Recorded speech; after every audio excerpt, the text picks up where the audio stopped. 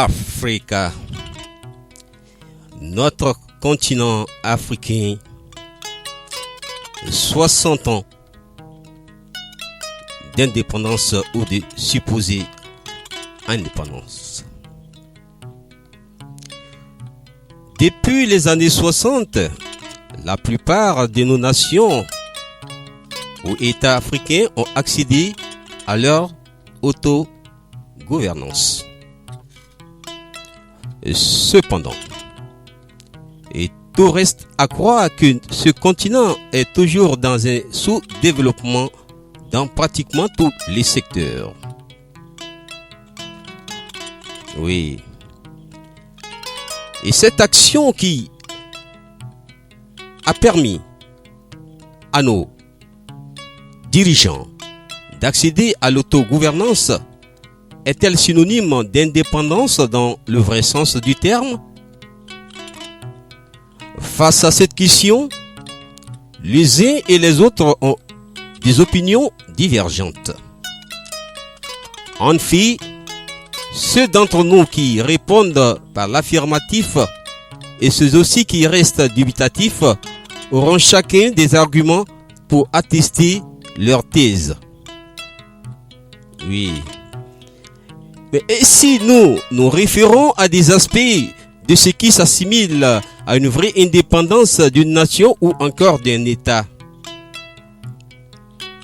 l'universitaire ou l'intellectuel, de son côté, avisé, nous conjugue l'indépendance ou la souveraineté au pluriel et à ces termes. A-t-il dit, et je cite, « Il y a donc l'indépendance de l'autogouvernance qui stipule que désormais, l'administration qui gère les affaires courantes revient à nos cadres à l'opposé de l'administrateur colonial.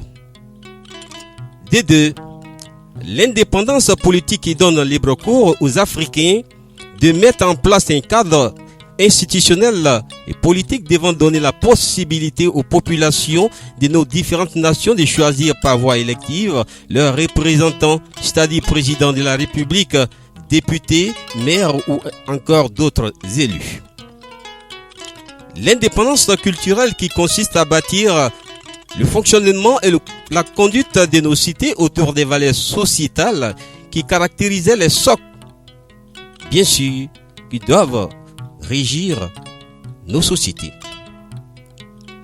L'indépendance sécuritaire dont militaire, on parle là de la protection de nos territoires respectifs. L'indépendance économique qui condamne, alors qui recommande également à nos nations de promouvoir nos ressources naturelles et développer pour les secteurs d'activité productive de richesse. L'indépendance monétaire, c'est-à-dire avoir une devise qui puisse, à la hauteur de nos économies, rivaliser avec les autres monnaies sur l'international, en ayant pour référence le dollar américain et tant d'autres domaines d'indépendance.